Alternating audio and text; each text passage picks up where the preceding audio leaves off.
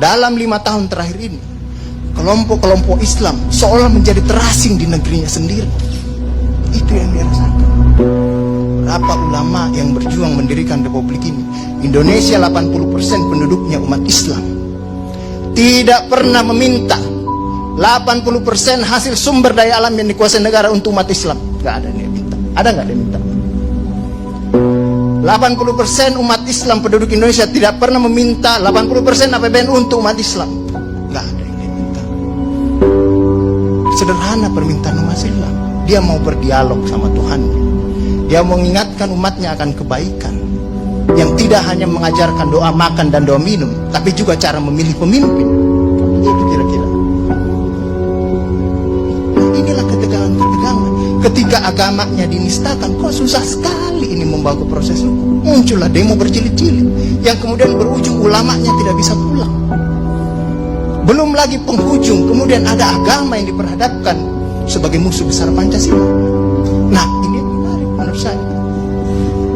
Saya ini Islam, tapi bukan pengetahuan Islamnya seperti Ustadz Ali Muhtar Ngabalin dan Abu Bakar, Ustadz Abu Bakar. Tapi dengan segala awam saya terhadap Islam, ketika saya ditanya Pancasila itu di mana dalam kehidupan saya, maka saya akan mengatakan bahwa ketika saya lahir, orang tua saya itu membisikkan Pancasila di telinga saya. Cuma bahasanya bukan seperti yang tertulis dalam Undang-Undang Dasar itu. Dia membahasakan Allahu Akbar, Allahu Akbar, Asyhadu an la ilaha illallah, Asyhadu anna Muhammadar Rasulullah. Apa yang saya dengar di situ? Ketuhanan yang Maha Esa. Hayya 'alas shalah. Apa yang saya dengar di situ? Mari kita bersatu sama-sama, karena kita akan mendirikan sholat. Dan Al-Ankabut mengatakan sholat itu mencegah kamu dari perbuatan keji dan mungkar. Ada kemanusiaan yang adil dan beradab. Saya dengar di situ. Hayya 'alal falah. Mari sama-sama menuju kemenangan. Kemenangan yang bagaimana kita peroleh? Kerakyatan yang dipimpin oleh hikmat kebijaksanaan dalam permusyawaratan perwakilan. Kemenangan yang bagaimana? Keadilan sosial bagi seluruh rakyat Indonesia. Itulah kemenangan yang kita tuju. Kita kembali lagi takbir. Allahu Akbar, Allahu Akbar, la ilaha illallah. Kita ulang lagi. Dan Pancasila yang kita tiupkan itu 5 kali sehari, belum selesai di sini, selesai bunyi terus. Ya kan Ustadz kan? Belum selesai di daerah sini, selesai bunyi bertalu-talu terus. Seluruh dunia bertalu-talu. Inilah Islam. Yang kemudian sekarang dalam kelompok ini Ustadz Ali Muhtar Ngabalin, saya banyak belajar dari beliau. Inilah yang kemudian sekarang, kenapa kami mau diperhadap-hadapkan? Kenapa kami ada yang menjalankan keyakinannya ketika dia celananya cingkrang, radikal, atau dia pakai cadar, dulu diperhadap-hadapkan. Saya Indonesia, saya Pancasila, ada dulu itu banyak sekali seperti itu. Kenapa kami seperti ini? Sekarang akhirnya semua orang disuruh pakai cadar. Inilah kemudian rentetan yang membuat istilah tadi Ustadz Abu Bakar, kok paranoid sekali dengan undang-undang HIP ini. Ada luka.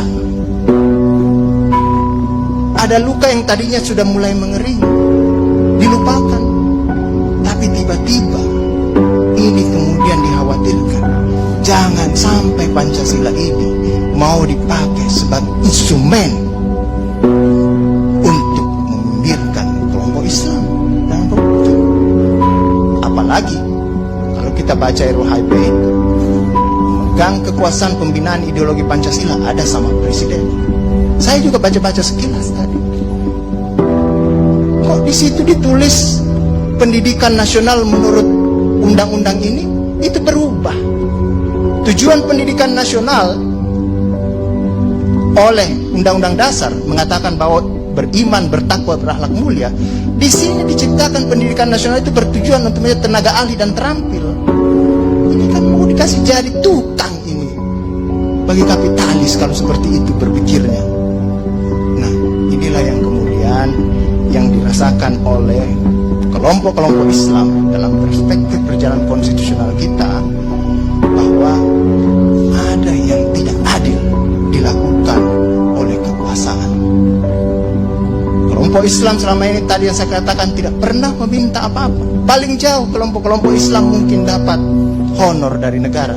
Itu pun tidak dipakai untuk foya, dikembalikan lagi untuk membantu negara, menghidupkan santri-santri, mencerdaskan kehidupan bangsa, menciptakan manusia-manusia yang beriman, bertakwa dan akhlak mulia. Yang sebenarnya tugas pemerintah itu dikembalikan lagi seperti itu.